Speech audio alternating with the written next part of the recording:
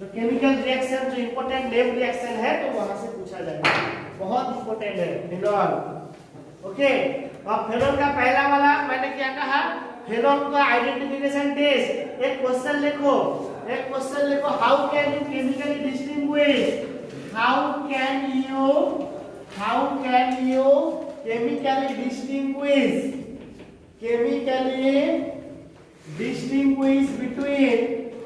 Chemically distinguish between phenol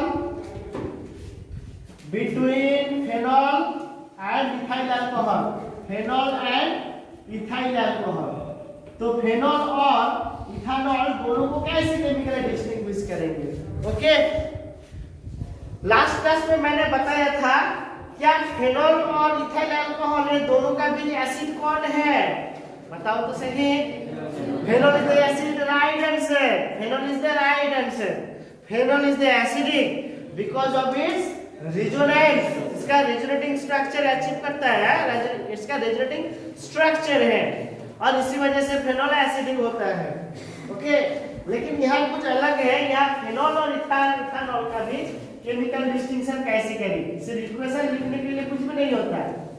तो एक काम करें, बहुत सारे हैं, एक एक करके मैं एग्जांपल बता रहा हूँ, ऐसे डिस्टिंक्शन बहुत पूछा जाएगा। ओके, तो पहला पार्ट इथाइल अल्कोहल का अंदर, इथाइल अल्कोहल ऐसे अनोखा sweet smell volatile colourless liquid है।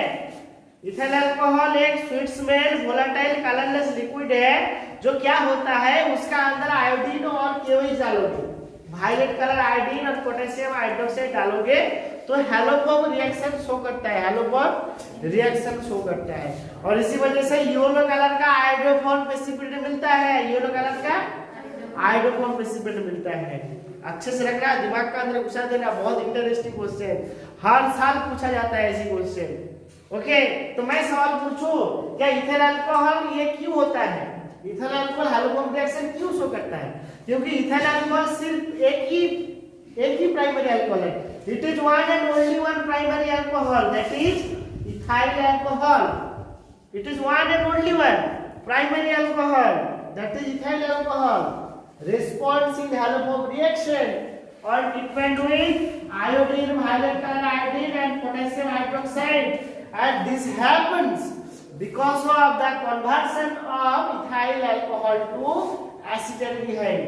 इसका अंदर आयोडीन और पोटेशियम हाइड्रोक्साइड हम लोग जब डालेंगे ना तो इथाइल अल्कोहल ऑक्सीडाइज होकर एसिटाल्डिहाइड बन जाता है। एसिटाल्डिहाइड पहले ये ऑक्सीडाइज होकर एसिटाल्डिहाइड बन जाता है। तुम लोग जानते हो कि हैलोफॉर्म रिएक्शन दिखाने के लिए वो कंपाउंड का अंदर क्या ग्रुप होना चाहिए, कीटोमिथाइल ग्रुप होना चाहिए। कीटोमिथाइल ग्रुप के बिना कभी भी ये रिएक्शन नहीं हो पाएगा।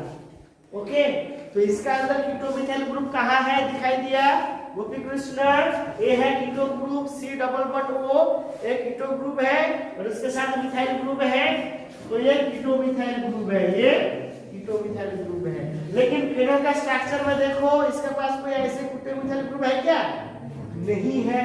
तो क्या होगा, इसको आयोडीन और potassium, iodine plus potassium hydroxide डालेंगे तो येलो कलर का आयोडीन फॉर्म, येलो कलर का ये येलो प्रेसिपिटेट ड्रॉपलेट, ये येलो ड्रॉपलेट्स ऑफ आयोडोफॉर्म नीचे गिर जाएगा, येलो कलर का आयोडोफॉर्म ड्रॉपलेट यहाँ नीचे गिर जाएगा। लेकिन यहाँ आयोडीन और पोटेशियम हाइड्रोक्साइड डालोगे तो नो चेंज, कोई भी रिएक्शन नहीं है। दिमाग के अंदर घुसा लेना, ये क्वेश्चन पूछा जाएगा, देते हैं केमिकल डिस्टिंक्शन, क्योंकि एग्जामिनेशन का पैटर्न चेंज हो गया। ओके, तो chemical distinction between phenol and ethyl alcohol, तो मैंने किसको आइडेंटिफाई किया, डेफिनेटली इथाइल अल्कोहल को आइडेंटिफाई किया ना, फेनॉल को नहीं। तो फेनॉल को आइडेंटिफिकेशन टेस्ट दिखाओ, बहुत इंटरेस्टिंग है।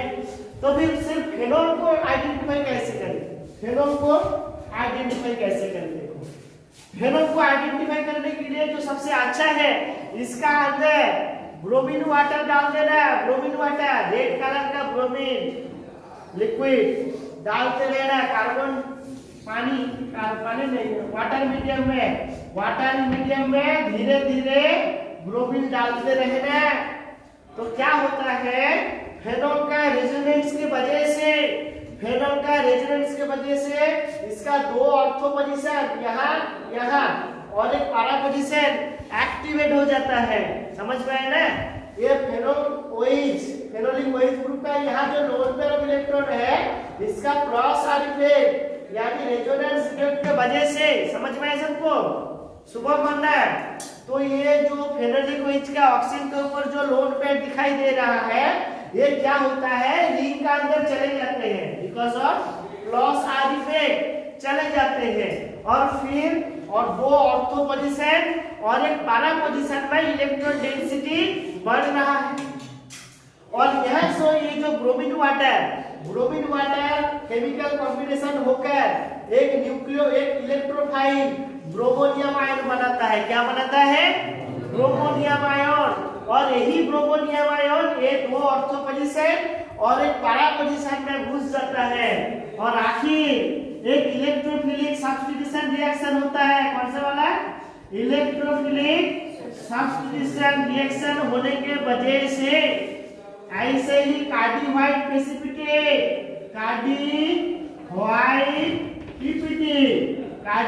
पीपीटी ऑफ 2,4,6 ट्राइब्रोमोफेनॉल गिर जाता है। 2,4,6 ये भी एक अनोखा एग्जांपल है, पूछा जाएगा डेफिनेटली। हिम्मत हारना, प्रैक्टिस करते रहना, आगे बढ़ते रहना। ओके, प्रैक्टिस के बिना कुछ भी नहीं हो सकता। ओके, सचिन तेंदुलकर आज गॉड ऑफ क्रिकेट बन गए। कैसे बन गए? उन्होंने कभी भी सोचा नहीं थे, जब प्रैक्टिस किए थे। उनका भी एक और एक क्लासमेट थे, उनका नाम है विनोद कांबली सर। ओके, विनोद कांबली दोनों ही एक जिगरी दोस्त थे, दोनों। Okay, intimate friend. फिर क्या हुआ? सचिन तेंदुलकर बन गए गॉड ऑफ क्रिकेट। दोनों के पास, विनोद कांबली सर के पास बहुत टैलेंट था, सचिन सर के भी बहुत आगे बढ़ना था। लेकिन क्या हुआ? प्रैक्टिस। तुमको क्या करना चाहिए? तुम्हारा पहचान क्या है? तुम्हारा हार्डवर्क। जितने भी टैलेंटेड हो, किसी काम का नहीं, जब तक तुम्हारा ड्रीम एक्शन में नहीं बदल गया तो तुम कुछ भी नहीं कर पाओगे। ओके, समझ रहे हो ना? इसीलिए क्या होना चाहिए? Hard work, smart work with dedication and practice. Okay, जब पहला बार खेल रहे थे सचिन तेंदुलकर सर, तो उन्होंने क्या किया? सोचा था क्या पहला बार में 6 छक्का मार दे? क्या नहीं किया। पहले बॉल को देखे, क्या ये किस टाइप का बॉल है, उससे लड़े हर दिन। और हर दिन क्या करते थे? सुबह उठकर चले जाते थे अपने काम में। है या नहीं? डेफिनेटली। तो निष्ठा होना चाहिए, हर काम को निष्ठा से करना चाहिए, डेडिकेटेड होना चाहिए। सक्सेस ऑटोमेटिकली, तुमको कोई नहीं रोक सकता, तुम्हारा मोटिव सक्सेस आएगी। तो यही है शुरुआत, यही है तुम्हारा जिंदगी का शुरुआत। ये टीनेज बहुत पावरफुल होता है, बहुत संभावना है। ओके, तो इससे आगे बढ़ते रहना। तुमको नहीं पता तुम्हारा अंदर क्या है, तुम क्या कौन हो, तुमको नहीं पता। लेकिन जब पता चलेगा तब क्या होगा? टाइम लग जाएगा। इसीलिए खुद को इनोवेट करो। चलो, तो ये क्या हुआ? ये जो फेनॉल कंपाउंड है, तो ये फेनॉल क्या है? एक्टिवेटेड है। ये फेनॉल एक्टिवेटेड क्यों है? तुम सवाल पूछोगे, दिखाया देखो। क्योंकि फेनॉल OH ग्रुप ऑक्सीजन के ऊपर जो दोनों लोन पेयर इलेक्ट्रॉन है ना, तो ये रेजोनेंस की वजह से ये दो जगह और यहाँ दो ऑर्थो पोजीशन और एक पैरा पोजीशन में इलेक्ट्रॉन को क्या कर देते हैं? कॉन्सेंट्रेट कर देते हैं।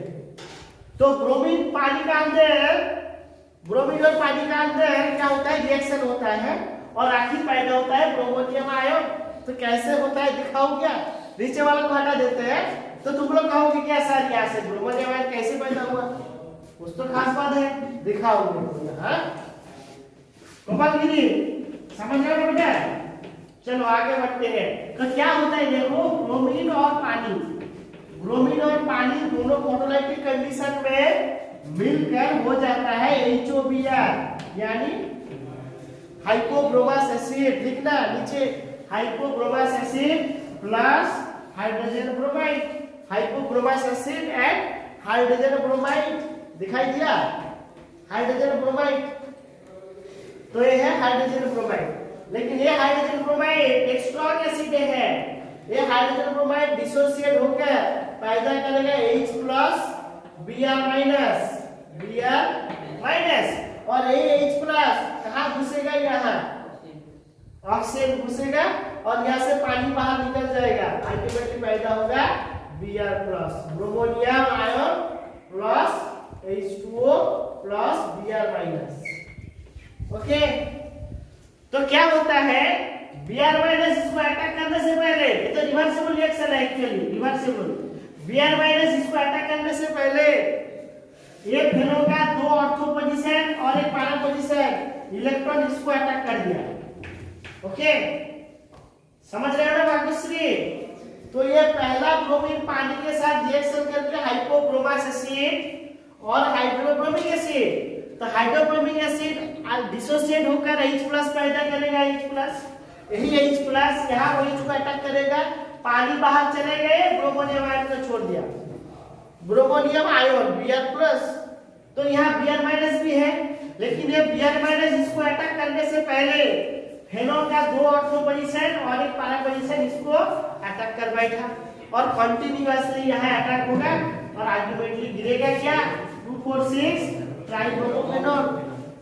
याद रखना, ये है इलेक्ट्रोफिलिक सब्स्टिट्यूशन रिएक्शन। कौन सा वाला रिएक्शन है, इलेक्ट्रोफिलिक सब्स्टिट्यूशन यानी replacement reaction, electrophilic substitution reaction. Okay, electrophilic substitution reaction कहते हैं इसको। ओके, तो फेनॉल और अल्कोहल का बीच केमिकल डिस्टिंक्शन डेफिनेटली पूछा जाएगा, इंपॉर्टेंट क्वेश्चन है। चलो आगे बढ़ते हैं। हो गए।